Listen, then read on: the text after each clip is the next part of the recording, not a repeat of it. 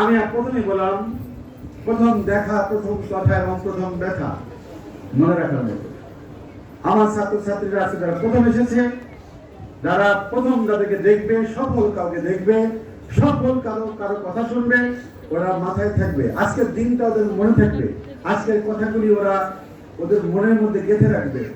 আর সেই কথাগুলি আমার নয়, এদেরও কথা। এদের কথাগুলি যখন মনে থাকবে তখন আপনাকে বলতে হবে না পড়তে বস, ভালো কিছু কর। ভালো কিছু করার জন্য ওকে অনুসরণ করবে। মহাজ্ঞানী মহাজন যে পথে করে গমন, সেই পথ তো অনুসরণীয়, ওরা সফল। কারণ ক্যাডেট কোচিং এর সৃষ্টি হয়েছে ক্যাডেট কলেজে ভর্তি করার জন্য, প্রস্তুতি করার জন্য।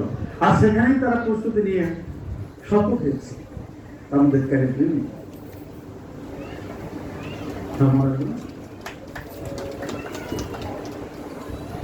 আমি কোর্স উদ্বোধন করার জন্য আমি আহ্বান করবো সকল ক্যাডেটদের একসাথে। আবারও মঞ্চে আহ্বান করছি আমি, চলে আসো।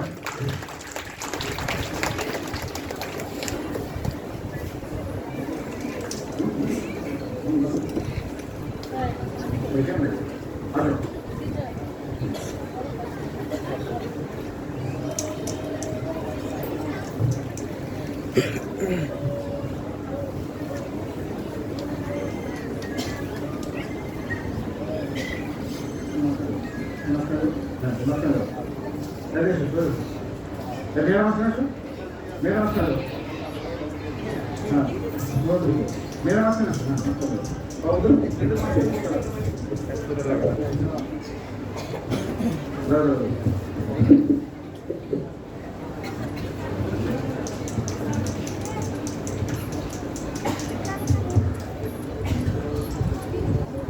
আমি আগে বলেছিলাম যতটুকু প্রয়োজন সেটুকুই করেছেন আয়োজন।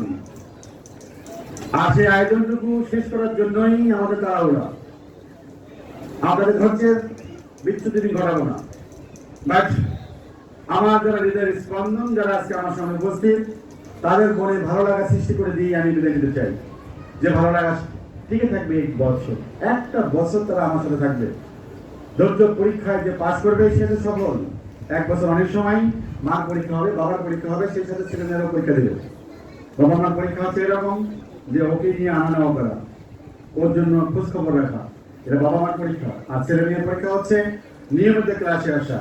মনে রাখবা, প্রতিদিন ক্লাসে না আসা পর্যন্ত তোমার জন্য কিছু করতে পারবো না।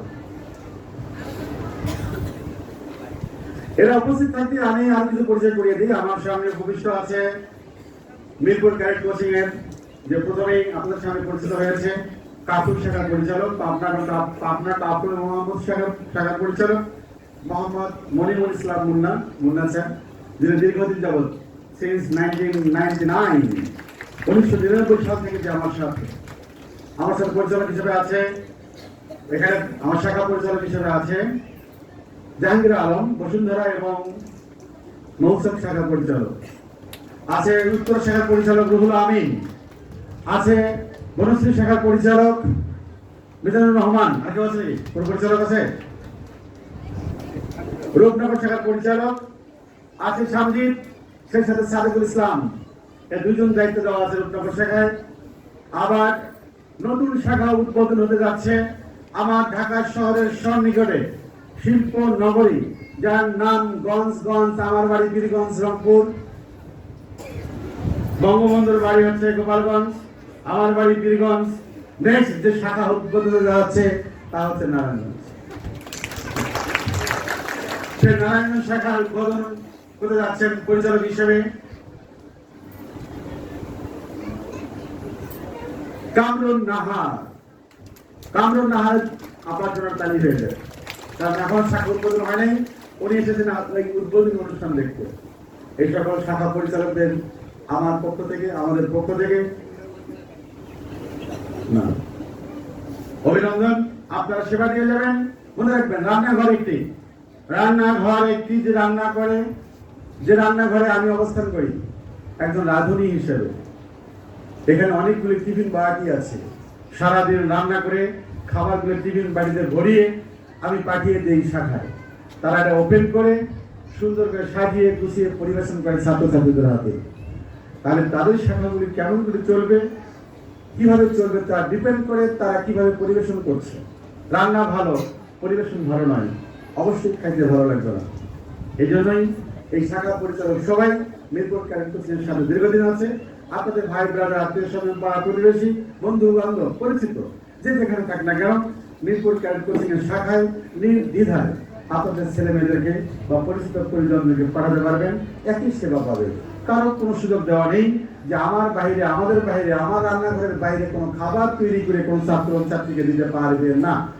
সেক্ষেত্রে আপনি যদি কোথাও বেড়াতে যান, বনশ্রী বেড়াতে গেছেন মিরপুর থেকে, আপনার ছেলে মেয়ের জন্য বনশ্রী শাখা ওপেন। আপনি 3 দিন আসতে পারেন নাই, ওকে ফাইন, সমস্যা নেই, আপনি সেখানে ক্লাস করাবেন। আপনার পাশে যদি বনশ্রী শাখা হয়ে থাকে, আপনি চলে গেছেন মোহাম্মদপুর, আপনি মোহাম্মদপুর ঢুকে দেন, একটা ক্লাস করে যান। সে যখনই হোক, সকাল থেকে শুরু করে রাত পর্যন্ত সব ক্লাসে সব শাখায় সব ক্লাস একই ধরনের। সেক্ষেত্রে আপনাকে এই সুযোগ দেওয়া হলো। আবার এই সুযোগটা সবসময় নিয়েন না। এখন সমস্যায় বললেন গেলেন, দেখতো এটা কোন জায়গায়, এটা হচ্ছে এখন এই মুহূর্তে ফার্ম গেট, এটা একটু ফার্ম গেটের মিরপুর ক্যাডেট কোচিং আছে কিনা সার্চ দিয়ে দেখা গেল পাশের বিল্ডিং এ ফার্ম গেট শাখা। মানে দরকার নেই, আপনার সাথে প্রয়োজন হলে আপনি অবশ্যই যাবেন, ওই শাখার পরিচালক আপনাদের ওয়েট করবে, কোনো সমস্যা নেই, আপনি পারবেন। কারণ মিরপুর ক্যাডেট কোচিং সেবা থেকে আপনি বঞ্চিত হবেন, আমি চাই না। সারা বাংলাদেশ আমার মৃত্যুর আগ পর্যন্ত আপনি দোয়া করবেন, দোয়া চাই। বাংলাদেশের 64টি জেলা, 64টি জেলায় যেদিন শুনবো মিরপুর ক্যাডেট কোচিং এর 64টি শাখা ওপেন হয়েছে, সেদিন যেন আমার মৃত্যু হয়, তারা গেল না। আমি চাই মিরপুর ক্যাডেট কোচিং এই সেবাটা সারা বাংলাদেশে ছড়িয়ে দিতে। এ পর্যন্ত আমি 5টা ডিস্ট্রিক্টের লিড, না 5টা ছিল, 5টা ডিস্ট্রিক্ট, নারায়ণগঞ্জ ডিস্ট্রিক্ট, নারায়ণগঞ্জ, চাঁদপুর, রংপুর, পাবনা, 4টা ডিস্ট্রিক্টে চলে গেছি। আমি ঢাকা কভার করেছি। ও গাজীপুর, 5টা ডিস্ট্রিক্ট, ঠাকুরগাঁ, সরি 6টা ডিস্ট্রিক্ট, আমি নিজে বলে দিচ্ছি। 6টা ডিস্ট্রিক্টে অলরেডি হয়ে গেছে। আগামী বছর আমরা 10টা ডিস্ট্রিক্টে যাচ্ছি, দোয়া রাখবেন। সেক্ষেত্রে আমার পরিচালক মহোদয়কে অভিনন্দন। Thank you very much.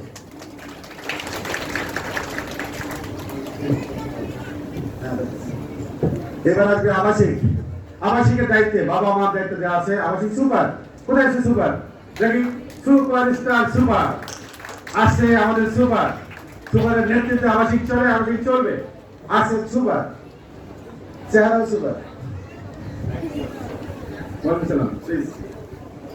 এবং সুপার হিসেবে আছে আবাসিকের টিচার হিসেবে হাউস টিউটর। প্লিজ আবাসিকে আছে, আচ্ছা হাউস টিউটর আসতে পারে, একজন আসতে পারে।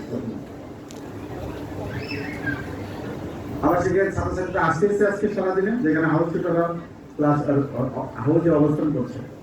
তো আবাসিক সুপারকে দীর্ঘদিন যাবত আমাদের সাথে আছেন। আবাসিক সুপারকে আমি একটা উপহার দিতে, আমার পরিচালক বন্ধুকে আমি উপহার দেইনি, মন খারাপ করলে দিই পরিচালক দেবো, দেওয়ার সময় দেবো।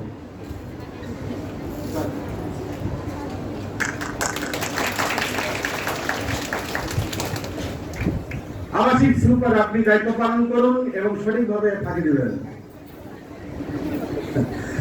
আমাদের আবাসিক সুপার এত ট্যালেন্ট, উনি ফাঁকি দিলেও আমরা বুঝতে পারি না, যখন বুঝি তখন কিছু করার থাকে না। এই জন্য বললাম আপনি আরো ট্যালেন্টেড হয়ে ফাঁকি দেন, আমরা চাই, কিন্তু আমার ছাত্রছাত্রী যেন কোনো ফাঁকির মধ্যে না পড়ে। আপনি ভালো, আপনি স্মার্ট, আপনি বাচ্চাদের ভালোবাসেন, আপনার দীর্ঘায়ু কামনা করি। সেই সাথে নতুন আবাসিক হাউস টিউটর আমি তার সহযোগিতা কামনা করি। Thank you very much. আমরা পরিচিত পাবো, আমাদের শেষ।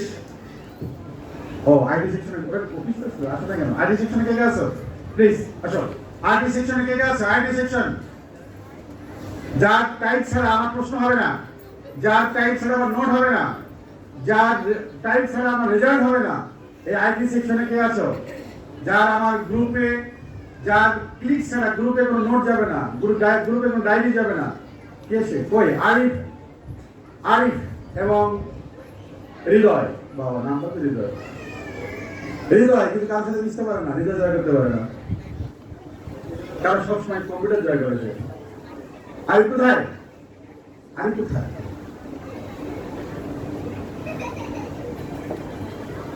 না, এর সঙ্গে আসলে আমাদের অভিভাবক মহলের যোগাযোগের সুযোগ নেই।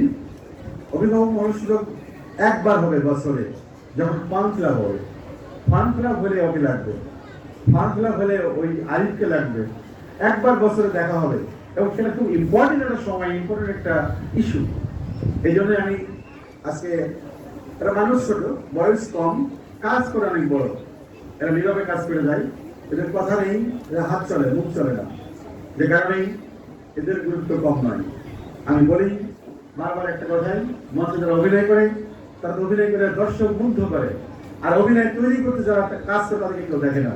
এই কারণে বলা হয় সুরকারদের নাম একসময় আসতো না, গান শুনে সবাই মুগ্ধ হয়েছে, সিঙ্গারকে অমুক, কিন্তু গান শুনে যে মুগ্ধ হয়েছে, গানটা তৈরি করেছে গীতিকার, আর মুগ্ধ হওয়ার জন্য সুর তৈরি করেছে সে হলো সুরকার।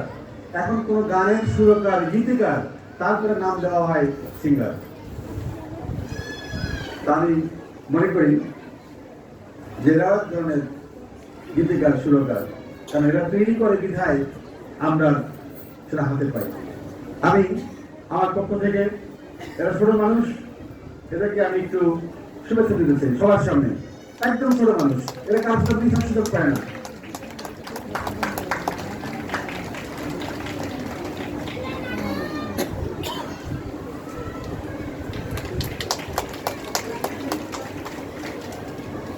এরা কারোর সাথে মেশে না, বোঝে না, এই কারণেই ওদের রাগ কমে না। কোন গার্ডিয়ান যখন কাছে যায়, গার্ডিয়ান কাজ করে শেষ করে আসার পর বলে, ভাই কোথায় পাঠাইছিলেন? ওই কেন? কম্পিউটারে। ওই কম্পিউটারে বসে আছে, কম্পিউটার যেমন কথা কেন নিজেও কথা বলে। তা আমি বলবো ওরা কথা বলবে, কথা বলাতে হবে, কারণ হাতের কাজ করতে গেলে মুখ বন্ধ হয়ে গেছে। বাট পৃথিবী এখন ভাসছে দুটো জিনিসের উপর, এক ইংরেজি আর এক আইটি সেকশন, ইনফরমেশন টেকনোলজি, আর সেই দায়িত্বে ওরা আছে। ধন্যবাদ তোমাদের। মন দিয়ে কাজ করবে, হাসি মুখে কাজ করবে, সবাইকে ভালোভাবে শ্রদ্ধা করবে, কেউ যেন কোনো অভিযোগ করতে না পারে। ওকে, ধন্যবাদ। পরিচয় পর্ব শেষ। আমি এখন উদ্বোধনে চলে যাব, আমাদের কোর্স উদ্বোধন, এবং সবশেষে আমাদের যেটা আছে আয়োজন, তা হচ্ছে raffle draw. Raffle draw, lottery.